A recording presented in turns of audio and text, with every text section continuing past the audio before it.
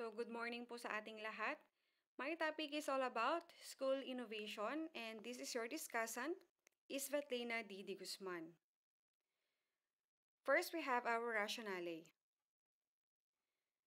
So, school innovation is pursuant to Republic Act number 9155, known as Governance of Basic Education Act of 2001. This policy aims to strengthen school-based management or SBM by further devolving the governance of education to schools, expanding community participation and involvement, and making the delivery of education services to the learners more responsive, efficient, and effective through an enhanced school planning and improvement that lays down specific interventions through initiated projects in schools. So, familiar po kayo dyan? Okay, so that is our project noong June 22. Opo, pandemic na po noon. So, this is adapted po sa Facebook page ng JADI Region. And as you can see, it says here, reaching out for you to reach out. The RHS remote enrollment continues through the drop boxes distributed in your barangay. Enroll na, dyan yan. So, walang maiiwan. Remote enrollment, Oplan Balik Eskwela, Together as One, hashtag Kaisa para sa Isabela, Sulong Edukalidad, DepEd tayo at SDO Isabela. So, meron po tayong mga drop box na na-purchase dyan. So, balik tayo sa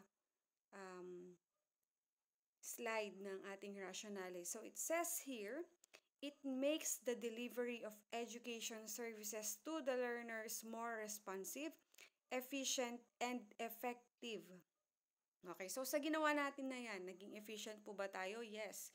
Naging effective po ba tayo? Yes. Okay, so we also have this slide in which we have the Balik Eskwela, the Oplan Balik Eskwela 2020. No face-to-face, no physical enrollment. Okay, so meron din po tayong pictures dyan sa my left side na kung saan nagpre-prepare po tayo ng mga foods for our frontliners. So, kahit na anong sakuna, kahit na anong pandemya man ang dumating sa atin, ipinapakita natin na ang JD Region High School ay patuloy na nagkakaisa. Okay? So, we also have our simple ways to care for each other during the COVID-19 pandemic. We reach out. We volunteer. We make social distancing fun. We follow health protocols, we are updated, and we also have faith. Okay? So we have here the second rationale. In consonance with such act, all teaching and non-teaching personnel are encouraged to create, innovate, school-based initiated projects geared towards the improvement of teaching, learning process, and school governance. So it is geared towards the improvement of teaching learning process and school governance. Now, who will innovate? Lahat po tayo pwedeng mag-innovate. Okay? Lahat tayo pwedeng mag-participate dito. Especially because we are teachers, master teachers, head teachers, principals, and non-teaching personnel. Okay? And what are those projects? These are projects that produces innovative ideas about using technology and innovations in the teaching learning process. These are projects that will help advance the knowledge about using the technology to support student learning. Project-based classroom rather than book-based instruction. Hate na hate ko po yan nung college book-based instruction. Okay? So, more fun ang classroom kapag ito ay project-based. Mas nakaka-relate ang bata sa mga lessons na ini-inculcate natin sa kanila kapag ito ay project-based. Okay? So, what do we mean with innovation? Ano ba yung gusto nating ipakahulugan sa innovation na yan? So, innovation is the introduction of new ideas. We introduce new ideas, goods, services, and practices which are intended to be useful. Okay? So it could address gaps on access, quality and relevance, and governance or management of education services such as number one, it should increase enrollment or participation rate. It should reduce zero, as in zero, or at least reduce the dropout rate and reduce failure rate. It could improve academic performance, enhance learning environment, or improve physical facilities, product of contextualization and indigenization. Ayun lang pala. So what do we mean by innovation? Innovation is something new or improved, including research for development of technologies, refinement of existing technologies. So pwede po nating i-refine, pwede nating i-modify, and development of new applications for existing technologies. It can be defined as the process of implementing new ideas to create value for an organization. This may mean creating of new service, system, or process, or enhancing existing ones. Innovation can also take the form of discontinuing an inefficient or out-of-date service, system, or process. So kung sa tingin mo hindi na dapat ito ipagpatuloy, pwede mo po siyang hindi na ipagpatuloy. Kung hindi na healthy, huwag nang ituloy, di ba? You innovate, you produce new ideas, you create new ideas. Okay? That could help the teaching and learning process more useful. Okay, so what is innovation? So according to Business Dictionary, it is a process of translating an idea or intervention into a good or service that creates value or for which customers will pay, because this is Business Dictionary. To be called an innovation, an idea must be replicable at an economical cost and must satisfy a specific need. Innovation involves deliberate application of information, imagination, and initiative in deriving greater or different values from resources and includes all processes by which new ideas are generated and converted into useful products. In business, innovation often results when ideas are applied by the company in order to further satisfy the needs and expectations of the customers. So as you can see, pera-pera po ang usapan dito sa innovation and new ideas because this is according to Business Dictionary. Now, I have here a picture. Is this an example of innovation? Sabi niya dyan. And the answer is, of course, this is an example of innovation because it is a new idea. Okay? So this is on learning enrollment and survey form Dropbox. Since this is the time of pandemic, gumawa po tayo noon ng ating mga Dropbox for the different barangays of Jedi Region, catered by Jedi Region. Okay? So, innovation in education requires risk analysis. This can help identify and manage potential problems that could undermine a project. Disciplined undertaking. Okay, so we have an example, developing innovation in education. Okay, so we have three kinds of innovation in education according to Elizabeth Hunter. First is structure. Okay, ways classrooms and schools are organized. That is structure. Next is content, in which we introduce new subjects or revise old subjects in new ways. And third is process, which are those that have to do with human interaction. That is process. Okay? We also have project classification. These projects that we innovate or we propose should have accessibility or access.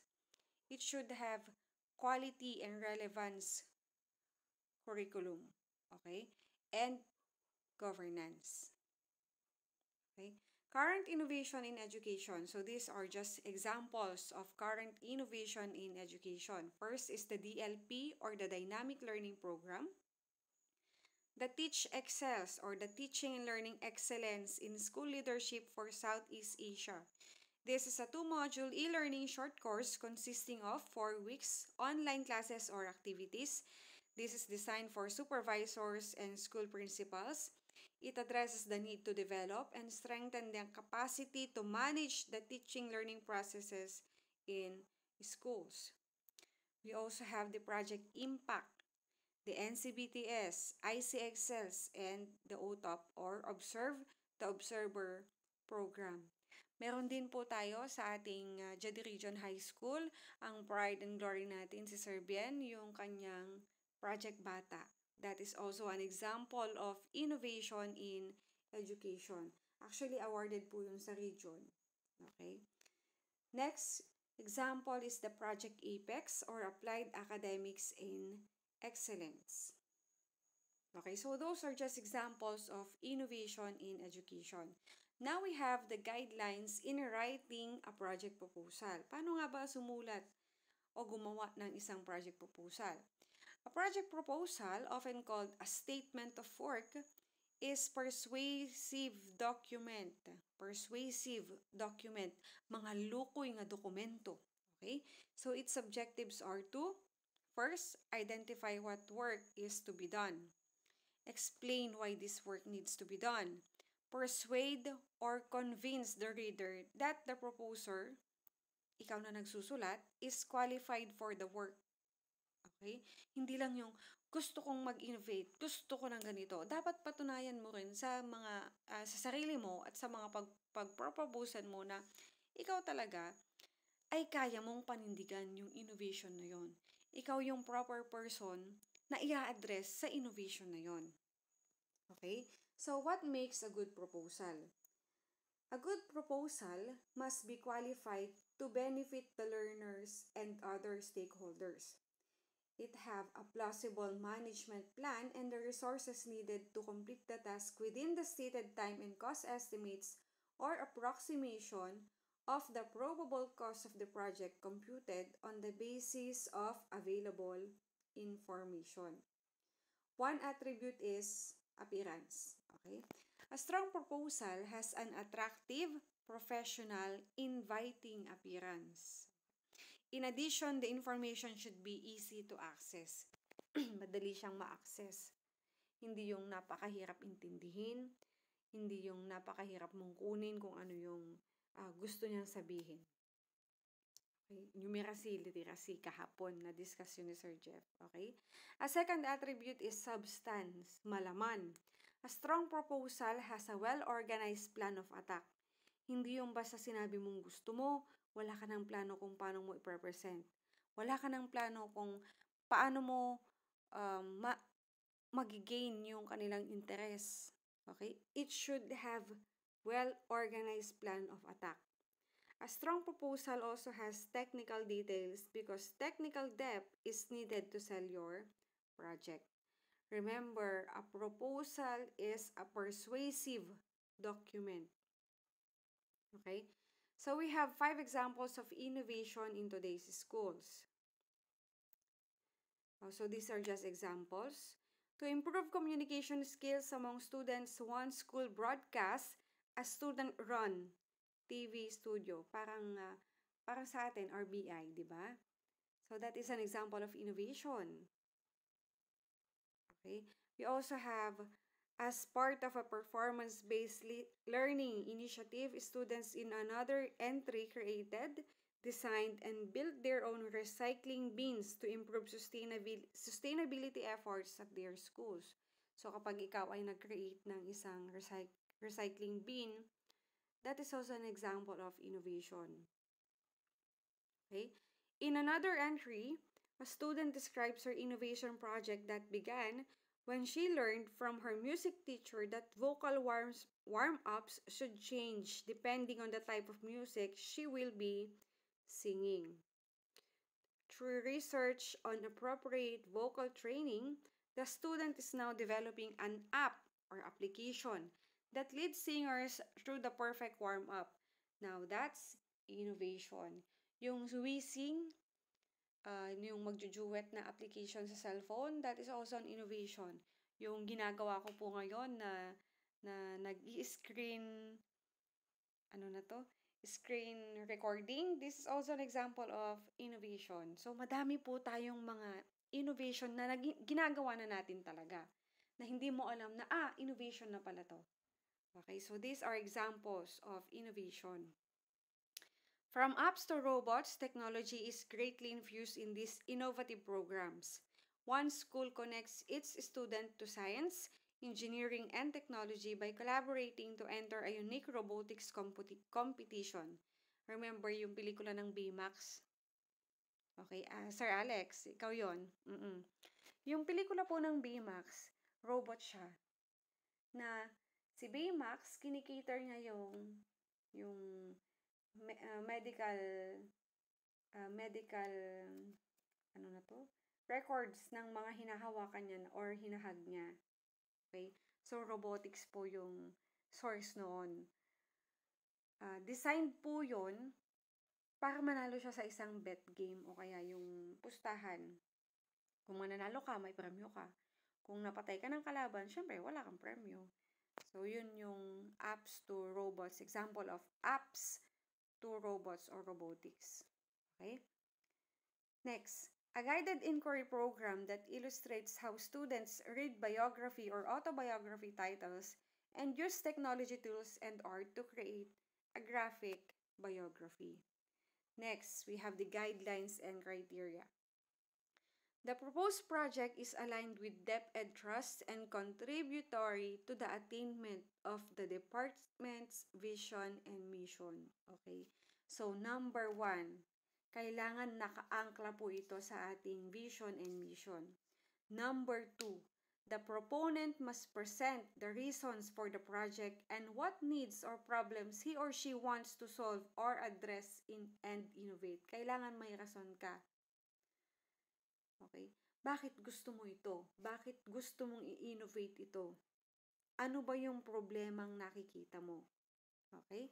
Next, the proposed project must be qualified to benefit the learners and other school stakeholders. Yun yung pinakamahalaga. Next, the proposed project must have a realistic management plan. Huwag atake ng atake. Kailangan may management plan ka. And the resources needed to complete the project within a calendar year. So, 1 calendar year, 1 school year, kailangan tapos mo yung innovation na yan. Okay? Next, number 5, if it is an infrastructure project, the proponent must present or include a layout or project design in her or his project proposal. Parang yung innovation ni Ate Jelaine dati na yung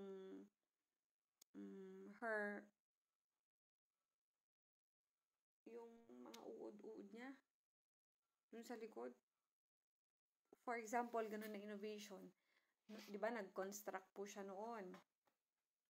So, sa innovation niya na yon, nag-present pa siya ng layout or project design sa kanyang project proposal.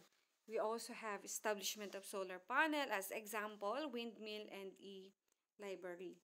Sources of fund to sustain the project must be in the form of donations, income-generating project, and so much more.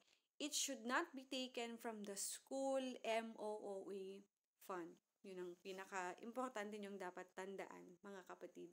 It should not be taken from the school MOOE fund.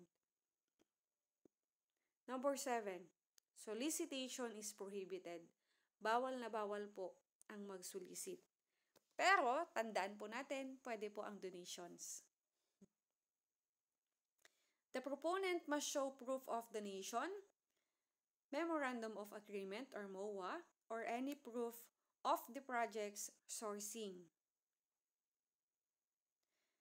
When the project is already complete, the evaluators will monitor again the project and will issue an evaluation form showing that the project is already finished. Sino ang mag-e-evaluate? Okay? Ang mag-e-evaluate po, number 1, pangungunahan po yan ng ating mahal na principal. Kung may mas mataas pa sa kanya o kaya may mas superior pa sa kanya, for example, barangay captain, kasi kailangan affected din po o makikinabang din po yung ating mga stakeholders. Pwede din po silang mag-evaluate ng effectivity ng iyong innovation or plan. Okay? While the project is ongoing, the project evaluators will come and visit to monitor the status of implementation. If the proponent will use the project proposal as innovation for promotion purposes, acceptance of the project depends on the PSB. Ano po yung PSB na yan? Yan po ay Provincial School Board. Ano na yung PSB? Nakalimutan ko na po yung PSB. Pasensya na po kayo. The project must have provision for sustainability and replicability. It should be sustained. Minsan yun po yung pinakamahirap na i-attain sa isang innovation, yung sustainability. Okay? And then we also have this note, all project proposals related to DepEd's current project and programs are not necessarily be approved as project proposal for it is embedded in the SIP or AIP of the school. Examples of this na hindi na po kailangan ng not necessarily bibigyan mo pa ng isang project proposal, yung kay Ate Maya, gulayan sa paaralan, pera sa basura. Kasi po, embedded na po yan sa ating SIP or AIP. Construction of school fence, footwalk, school gate, and so much more. Park, water supply or hand washing facilities, playground amenities. Hindi na po kailangan ng project proposal sa mga yan. Hindi na po necessary. Pero kung pinagawa ka ni ma'am, alam po natin na alam niyang kanyang ginagawa. Yung approved project proposal po na yan ay isang malaking attachment na sa ating SIP or AIP rating at the end of our school year. Now we have the format of a project proposal for innovation in school. First is, we have the name of proponent. Ikaw yon kung ikaw ang gagawa. Project title, which is a sentence summary of the project scope. Project time frame, kailan mo siya magagawa. Take note, kailangan 1 year, tapos mo yung innovation na yan. Next, project contacts. Sino yung mga tao na involved dyan sa project mo na yan? Be sure to include their name, title, role in this project, as well as phone numbers and email addresses. Okay? Next, project summary. The goal of this section is to present the reasons for doing this project as well as stating the project's objectives. In this section in particular, it is very important to write concisely and clearly and be able to answer the following questions. Kailangan masagot po niya ang mga katanungang ito. Why are you doing this project? What will you be doing? How will you be doing it? Who will be doing it? Where will it be done and how long will it take? How much will it cost? Ang dami po ano. Pero talagang ganyan po sa project summary. You must present the reasons for doing this project as well as stating the project's objectives. Yan po yung mga kailangan sa project summary. Next, project background. Explain what needs or problems you are trying to solve and why these needs or problems are worth solving. You should also provide a brief setting and history behind the project. Bakit mo gagawin ang project na yan? This section should be no more than a page. Brief lang po, kahit konting konting history lang, as in very brief. Include references to supporting documentation such as project design or layout. This information can be placed in the index at the end. Pwede mo po siyang ilagay sa dulo na ng iyong project proposal. Next, we have the project objectives. Project objectives state explicitly what goals the project is aiming to achieve. Ano yung gusto mong i-achieve? Okay? Project methodology. Alam na alam po natin methods. Paano mo yan gagawin? This section details the plan for papaano the project objectives will be achieved. It usually starts with a description of the overall approach. Okay? Paano mo siya sisimulan? Usually, ang ginagawa sa project methodology is before, during, and after. Na detalye. Naka-table po siya. Sa before, anong gagawin mo muna bago mo atakihin. During, and then after. Ano yung outcome na gusto mong makuha. Next, work breakdown and task time estimates. In this section, you should create a detailed project schedule. Make a list of tasks that will be performed for this project. Make sure the list is detailed enough and the task broken down. Project deliverables.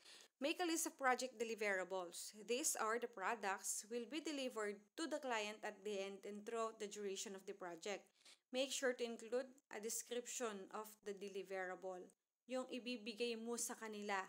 Halimbawa, may nagawa kang innovation. Sino ang makikinabang? Ano yung pare-receive nila? Okay? Next, project risk management. This section details the major project risk and delineates the plans to alleviate or control them. Make sure to address each risk likelihood of occurring as well as its impact on the project and the school. Project cost must be at least 50,000 for infrastructure project. In this section, you will need to estimate the overall cost of the project. Letter A, project budget. Take note, project budget must be detailed as in detalyado. And then sources of fund, pwede po ang donations, pero hindi pwede ang solicitation. At lalong-lalo na, hindi po ito galing sa MOOE fund. Kailangan hindi siya galing sa MOOE fund. Okay? Next, we have now the format for terminal report or completed project. After na ng project mo, pag-approve na yung proposal mo, nagagawa mo na yung innovation, kailangan mayroon ka ding terminal report. Okay? Ang terminal report po, ito yung at the end na ng innovation mo. Ano yung naging outcome ng innovation na yon? First, ito po yung kanyang format, name of proponent, as it is dun sa nag-propose. Project title, the same din po yung sa kanina. Project time frame, project contacts, project summary, the same din po yan dun sa una, sa project proposal natin kanina. Project background, ilalagay mo din po yan. Project objectives, project methodology, work breakdown and task time estimates, project deliverables, project risk management, project cost, and then last, sa project cost, aside from the project budget na nasa mo noong nag-propose ka, letter B, sources, kailangan na po ng budget narrative dito sa completed project or terminal report mo. Under budget narrative, okay, this one, the letter C, under budget narrative, the budget narrative is basically a list of commentary needed to clarify and justify the figures on your budget. Inanarrate mo saan napunta yung donations na binigay. These are on the budget narrative. Next. Part 7, the results or evaluation. Discussion of the result or evaluation of the completed project. The conclusion. This section is a short summary that explains the potential value of the project, emphasis of its feasibility, and the last one, the appendix. This is where you should put additional charts, graphs, reports, etc. that were cited in the proposal. Okay? Now, for the format of a project proposal, kailangan mo po ang mga font for headings. Take note, the font for headings na allowed lang sa ating innovation should be boldface or sans serif, size in accordance with the hierarchy. Okay? The font for text portion, 12-point serif such as Times New Roman or Book Antiqua. The margins, standard at least 1 inch. Yun yung kanyang margin. Huwag mo pong ipo 0.5. And the layout, 1 column, single-sided. Paragraphing, indented paragraphs, no line skip between paragraphs in a section. The page number should be bottom-centered. Okay, dapat nasa gitna siya sa ibaba. The paper size should be short or 8.5 by 11. Paano pag long lang ang meron sa office? This is the format na kailangan mong sundin. Short lang po. 8.5 by 11. And we also have spacing which is 1.5. Now, we also have the signatories in the project proposal. Project title, proponent, noted by, kailangan po ng noted by, immediate head or supervisor, si Ma'am Vilma. Okay? Reviewed or evaluated by the Senior Education Program Specialist, Planning and Research. Yung program specialist kung ano po kayong department. Okay? And then we also have the recommending approval, the Chief School Governance and Operations of the division or the Chief Curriculum Implementation Division. And then last, signed by our ASDS. Okay? Or the Schools Division Superintendent. But we also have the note here, recommending approval either by the two chiefs depends on the project. Kung sino lang po ang may kailangan or may connection dun sa ipropose mong project, siya lang po yung mag-recommending approval. Hindi po kailangan ng dalawa. Okay? And we also have the project evaluators and project consultants. Kailangan po yan. So that is it. The innovation for our school. Again, for any further queries, you can PM me or DM me or text me on my personal mobile number. And let's be safe, everyone. Thank you and God bless. Now I will be leaving you with a quotation from Albert Einstein. We cannot solve problems with the same thinking we used when we created them. Okay? Thank you guys. Have a fun night. And God bless us all.